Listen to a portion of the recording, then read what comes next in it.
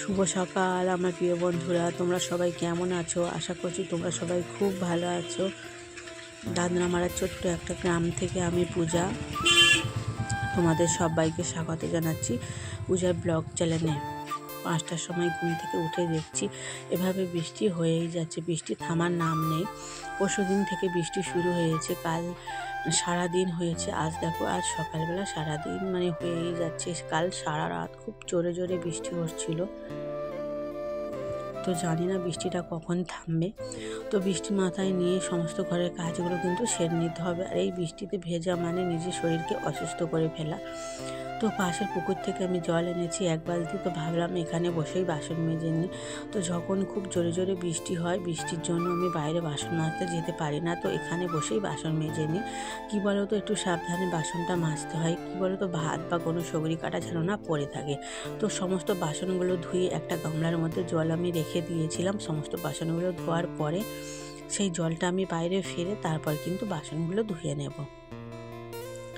তারপর বাসন ধোয়ার পর সামনে 1 বালতি জল আমি ঢেলে দেবো। তো অনেকক্ষণ উঠে কিছুক্ষণ হাঁটাহাঁটি করেছি, তো হাঁটাহাঁটি করে আবার একটু ঘরের মধ্যে বসেছিলাম, আবার ওই বাড়িতে গেলাম। তো এখানে ফিরে এসে বাসনগুলো মেজে নিচ্ছি। কী বলো তো, এই বৃষ্টির মধ্যে হাঁটতে যায়নি, তো হাঁটতে যেতে ভালো লাগেনি। কোথায় স্লিপ খেয়ে যদি পড়ে যায় অবস্থা তো খারাপ, এর জন্য আমি যাই না বৃষ্টি হলে।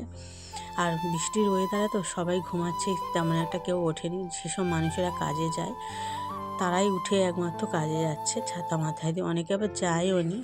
বৃষ্টির মধ্যে না ভিজে ভেজে যেতে কেউ ভালো লাগে না। তো তারপর দেখো আমি কলে গিয়েছিলাম, জল আনলাম, এনে সমস্ত কাজ গুছিয়ে নিয়েছি। নেওয়ার পর দেখো আমি এখানে লাইটটা জ্বালতে যাচ্ছি, দেখলাম এখানে তো ল্যাম্পটাই তো খোলা। তো যাই হোক, পরে আমি ল্যাম্পটা লাগিয়ে নেবো। এখন আমি চলো দোকানটা খুলে নিই। তো দোকানের দেখো ছিটকানিগুলোকে খুলে নিচ্ছে। আর এখানে দেখো একটা তালা লাগানো, কেন বলো তো, কারণ আর কোনো তালা নেই। আর একটা বড় তালা আছে, সেটা আমাদের সামনে গেটে মারা হয়। তো এই দিকটা চাবিটা না মারলে হবে না, কেমন একটা আলগা আলগা। আর এই দিকটা দেখো ছিটকানি আছে, সেটাও আছে। তো দেখো আমি দোকানের ঝাঁপটা খুলে দিচ্ছি। আর বাইরে যে প্লাস্টিকটা দেখতে পাচ্ছ, ওই যে জল পড়ছে, তো ওই প্লাস্টিকটা না এই ঝাঁপটা লেগেই ওখানে দেখো ছিঁড়ে গিয়েছে। প্লাস্টিকটা কিছুদিন আগেই লাগানো হয়েছে, বেশি দিন হয়নি। তো এই ঝাঁপটা দেখো অবস্থা খারাপ, কোনো কাস্টমার এসে ঠিকমতো দাঁড়াতে পারে না। আমি একটু হাত দিয়ে ঠিক করে নিচ্ছি আর জলগুলো ফেলে দিচ্ছি। এই সামনে না টিন লাগাতে হবে, তো সামর্থ্য যদি একটু হয় আমাদের, আমরা পরে সামনেটা টিনটা লাগিয়ে নেব। তারপর দেখো এসে আমি ল্যাম্পটা জ্বালিয়ে নিলাম। তো বরমশাই অনেক দেরিতে উঠেছে, 8টার সময়। তো প্রায় আমি 7টার সময় দোকান খুলেছি, 1 ঘন্টা বসেছিলাম দোকানে। তারপর বরমশাই ঘুম থেকে ওঠার পর ওকে বলছি, গাছ থেকে একটা পেঁপে পাড়ো না, বাড়িতে কোনো সবজি নেই, রান্না হবে। তো পেঁপে গাছটা দেখো, কিন্তু আমি যত্ন করে বসাইনি। এই গাছটা না দানা পড়ে একটা ছোট্ট গাছ হয়েছিল, বরমশাই কোনো রকমভাবে ওখানে বসিয়ে দিয়েছিল। বলে না, যত্নের ফল মিষ্টি হয় না, তো সেই কথা। এটা অযত্নের ফল দেখো মিষ্টি হয়েছে। তো এই গাছটা যখন হচ্ছিল তখন সবাই বলছিল যে এই গাছে কোনো ফল হবে না। তো দেখো আমি বলেছিলাম যে ফল হবে। তো এই গাছের দানাটা না, আমার মাদের এরকম পেঁপে গাছ ছিল, ওদের এখন কাটা পড়ে গিয়েছে। তো সেই গাছের দানার ফল, যেহেতু পাকা পেঁপে খাওয়া হয়েছিল, একটা দানা পড়ে না হঠাৎ গাছ বের হয়েছিল সেই গাছটার দানায়। তো তারপরে দেখো পেঁপেটা পাড়ার পর লাল চা করে নিয়েছি আর একটু মুড়ি মাখিয়ে নিয়েছি। এখন বাজে ওই 9টা মতো। তো এখন আমাদের খাওয়া হচ্ছে। আর রাজস্বী দেখো ঘুম থেকে অনেক দেরিতে ওঠে বলে সকালে আর ওর ব্রেকফাস্টটা খাওয়া হয় না। তো একেবারে ওর টিফিনটাই খেয়ে স্কুলে চলে যায়। একটু ভারী করে টিফিনটা দিয়ে দিই, আর ডবল করে খাওয়াই না। আরও তো ডবল করে খাওয়ালেও তো খেতে পারবে না। তো ম্যাগি আর ডিম সিদ্ধ স্কুলে চলে গিয়েছিল।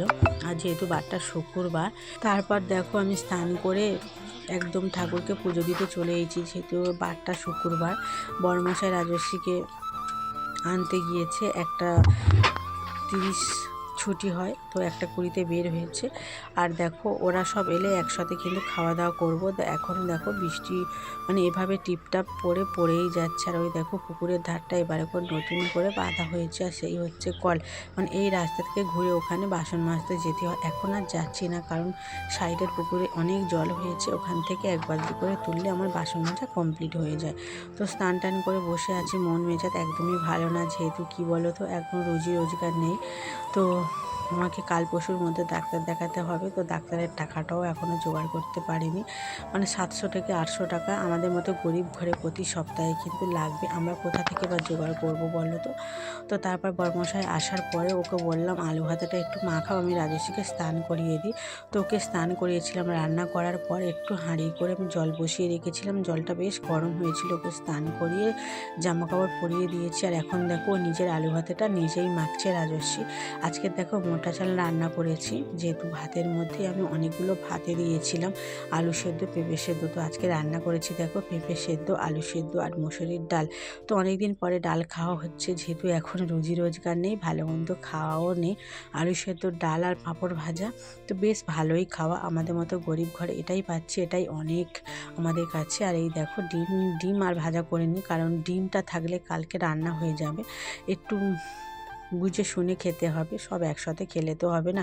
আর দোকানে খাবার আছে বলেই যে খেয়ে নেবো এটার কোনো মানে নেই। তো ভিডিওটা কেমন লাগলো তোমরা অবশ্যই জানিও। টাটা।